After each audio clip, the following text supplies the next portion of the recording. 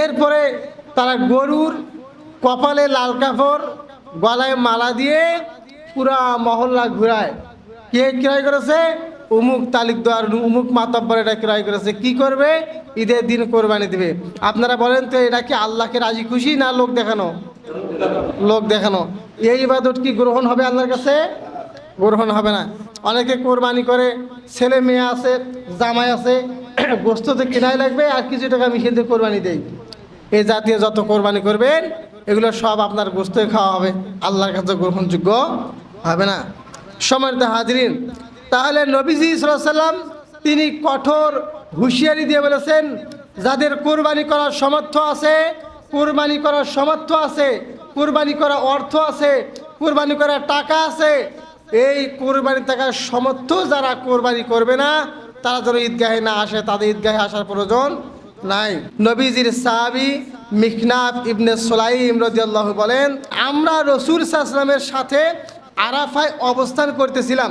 তখন নবীজিকে আমরা বলতে শুনেছি, আল্লাহ নবী বলতেছেন, ইয়া আইয়ুহান নাস, হে লোক সকল, প্রত্যেক ঘরওয়ালার উপর প্রতি বছর কোরবানি করা ওয়াজিব, আবশ্যক, অবশ্যই কোরবানি করতে হবে। কে বলেছেন?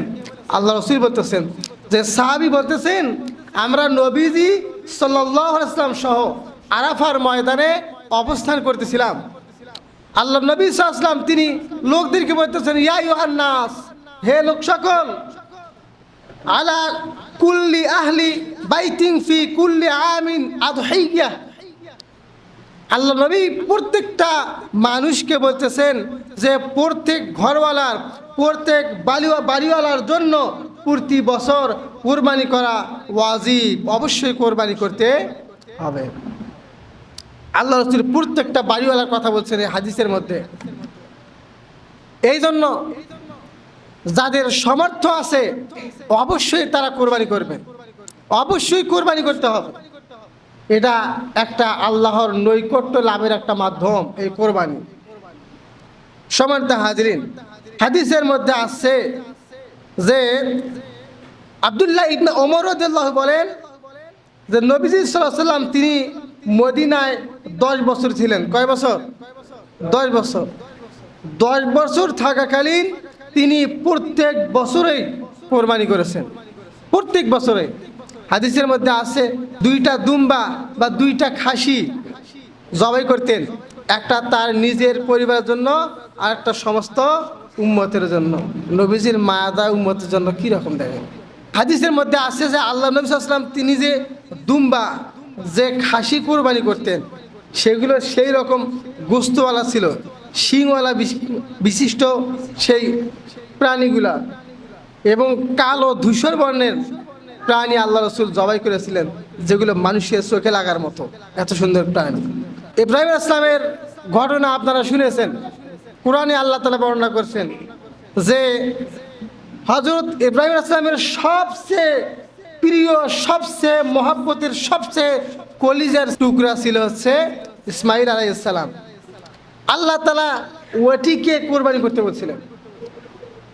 ওখান থেকে একটা শিক্ষা হলো, আমরা যে কোরবানি করব, গোস্ত নাই, হাড্ডিওয়ালা, দেখতে যেমন তেমন, ল্যাংড়া ভ্যাংরা এরকম যেটা সেটা কোরবানি দিলে কিন্তু হবে না।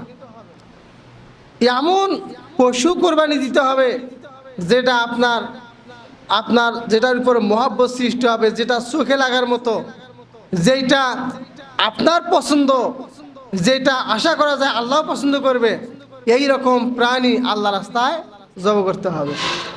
আমি আপনাদের সামনে হাবিল কাবিলের ঘটনা বলছিলাম যে কাবিলের কথা আছে যে কাবিল যে কৃষি কাজ করত, সবচেয়ে যেগুলো নর্মাল শস্য, নর্মাল, ওগুলো সে দিয়েছিল কোরবানির জন্য। আর হাবিল তিনি দুম্বার ভিতর সবচেয়ে যেটা ভালো, যতগুলো দুম্বা আছে ওই দুম্বা আছে সবচেয়ে যেটা ভালো, যেটা তার পছন্দ, এই রকম দুম্বা সে জবাই করেছিল। ওইটা আল্লাহর কাছে গ্রহণযোগ্য বেশি হয়েছিল। সমর্থ হাজির, এই জন্য পছন্দ হবে আপনাদের এই রকম প্রাণী আল্লাহ রাস্তায় জবাই করতে হবে। যেটা একটা ঠেকা সারা দিলেন কি হয় হোক, ওটা শুধু গোস্তই খাওয়া হবে, আর কিছু হবে না। কথা কি বুঝেছেন? তাহলে আমরা হাদিস দ্বারা বুঝলাম কোরবানি অবশ্যই করতে হবে, যাদের সামর্থ্য আছে অবশ্যই তাদের কোরবানি করতে হবে।